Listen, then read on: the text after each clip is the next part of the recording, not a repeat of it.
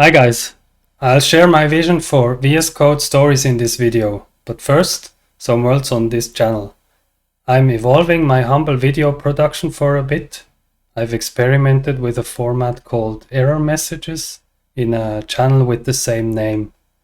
The format kind of works for people using search for a specific error, but it probably can't survive a standalone channel, since a viewer wouldn't subscribe even if a video helped him or her, and that's understandable. He wants to move on.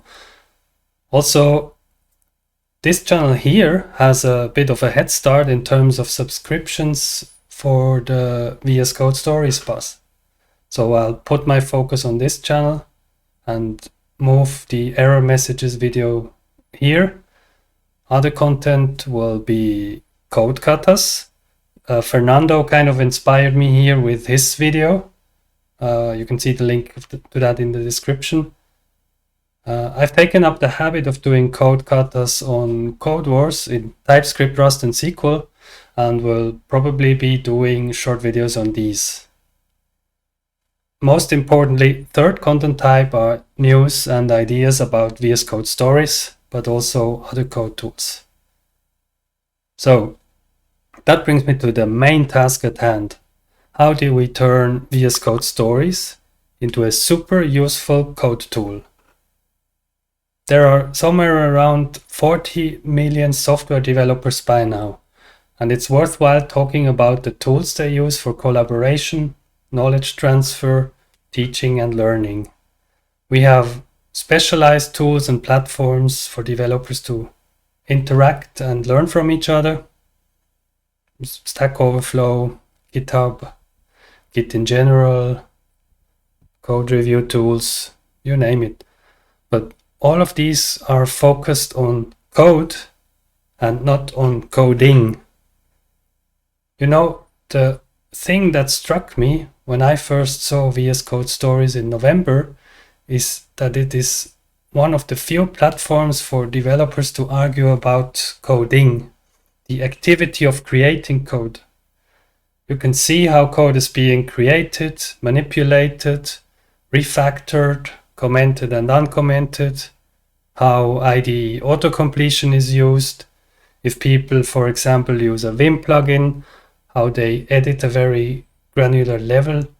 All these elements of coding you can usually only experience in pair programming or mentoring. It's micro habits like using certain keystrokes that drive productivity of developers. And VS Code Stories, as I saw it when I decided to buy it, showed me a glimpse of what could be. Since then, this vision has come a bit clearer. What Stories needs to move forward is a well-defined recording format for coding. This is the main purpose of the tool.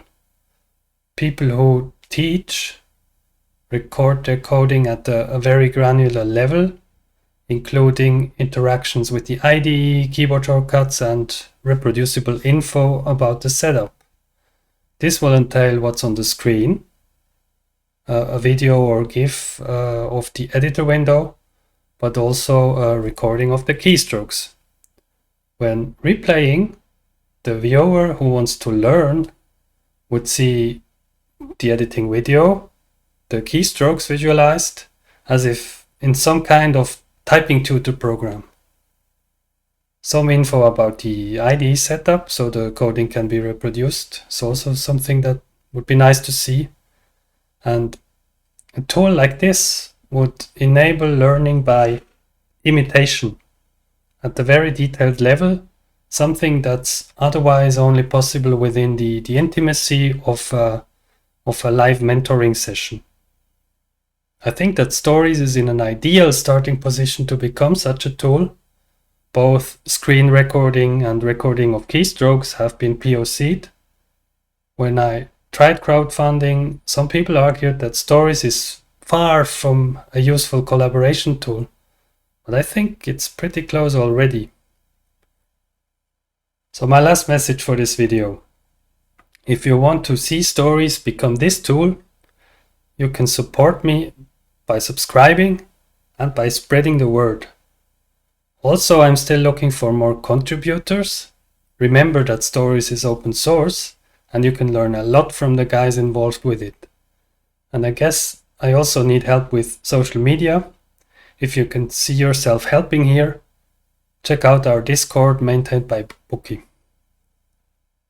The link and other relevant links to VS Code Stories are in the description.